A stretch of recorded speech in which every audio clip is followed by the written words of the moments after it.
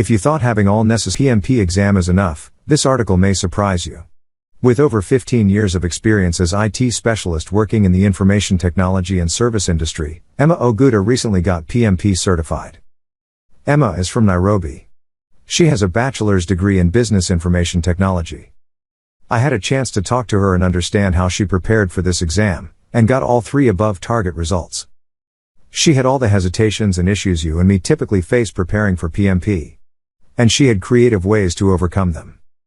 What was impressive in the discussion was how she understood the basic traits required for PMP. When I asked about one thing necessary to succeed with PMP, she didn't mention anything related to study at all. And what she suggested was indeed the common factor I'd seen in most of my students that worked hard for their PMP. What I discovered was pretty interesting. And I'm sure you'll have something to take away if you're gunning for PMP. What made you take the PMP? Did you consider any other certification?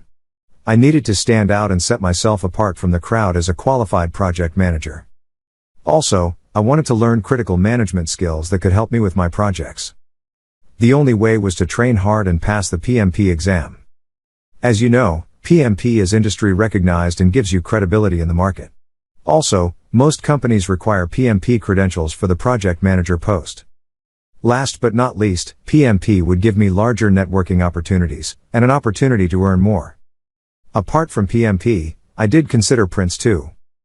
But then I realized it's only a project methodology and may not help me with my goal of becoming a well-rounded project manager. Now that you are certified, how do you see PMP helping you? Industry recognition, increased credibility and a higher pay, definitely. The process of preparing for PMP exam has increased my knowledge as well as confidence. It has widened my general corporate outlook as well. I can see my career going to greater heights. And my professional network is expanding.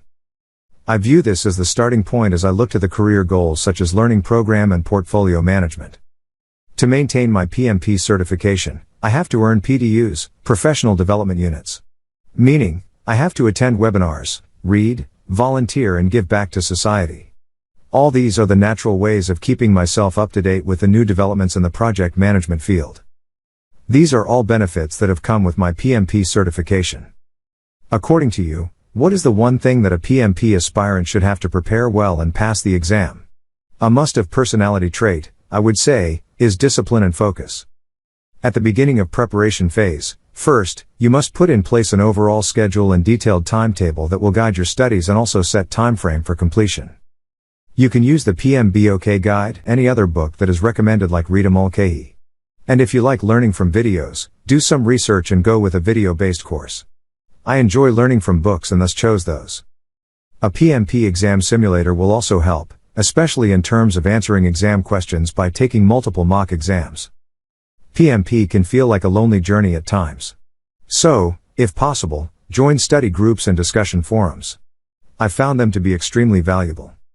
Finally, to grind through and come a winner on the other side, you must have a positive mindset and perseverance. It's good to challenge yourself to do PMP in a certain time frame. Can you talk about PMP exam study resources used? During my exam preparation, I used the following resources. The PMBOK Guide 6th edition. Agile Practice Guide. Rita Mulcahy PMP Exam Prep. The PM Prep Cast Simulator by Cornelius Fitchner. YouTube video from Aileen Ellis. Mock exams from Andrew Romdale.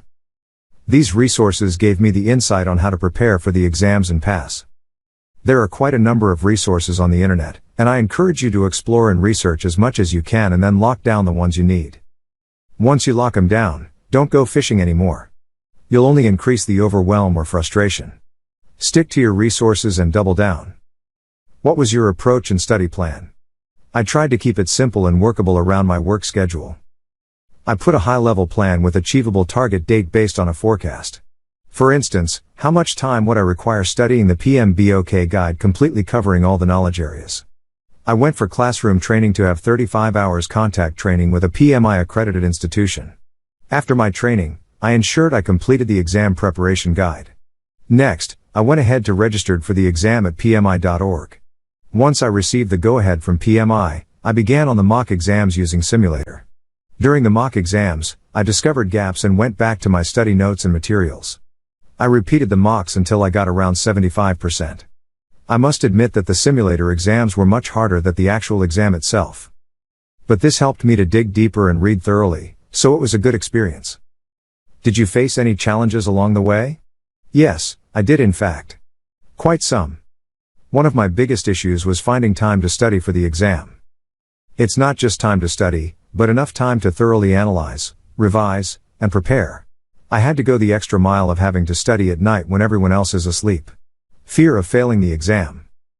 The PMP exam is not easy and the one that has to prepare thoroughly. I overcame my fear when I joined discussion forums where people shared how they passed their exams. This gave me the confidence that I too can take the test and pass. Choosing the right PMP exam training provider. And after doing thorough research, I settled on PM Prepcast by Cornelius Fitchner, and I would recommend it for anyone aspiring to take the test. Costs involved with exam preparation and registration. I had to spend quite some amount of money to help me with preparations like purchasing the simulator. Exam fee itself is expensive and one might find it easier to procrastinate due to this factor.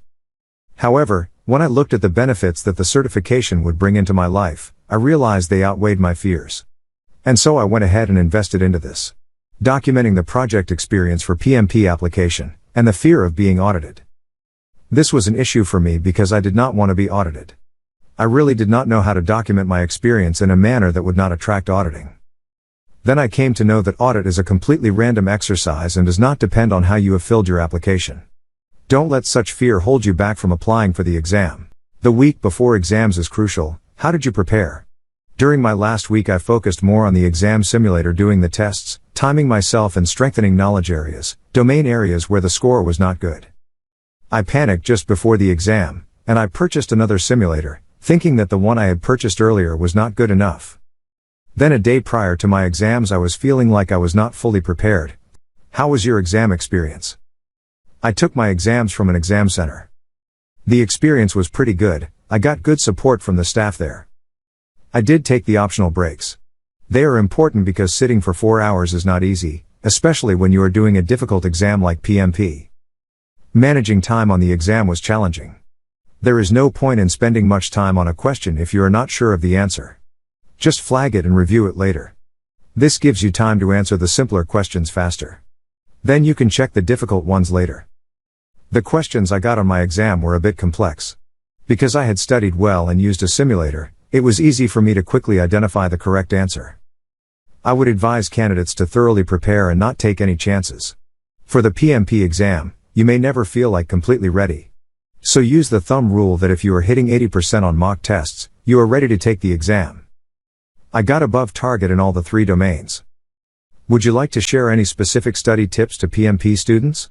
Study the PMBOK guide, in spite of any other study material you use. Study the Agile Practice Guide, part of PMBOK if you download the soft copy from PMI members area. Use an additional PMP prep material of your choice. Personally I used Rita Mulcahy. Take advantage of PMP exam simulators. They are worth the investment because they give you a preview of what the real exam is. They will assist you to know your weak areas, so that you can work on improving them. Exposure to mock exams will help you with time management in the real exam as well. Hope my PMP preparation journey and my experience will help you have a well-balanced and well-rounded preparation. All the best.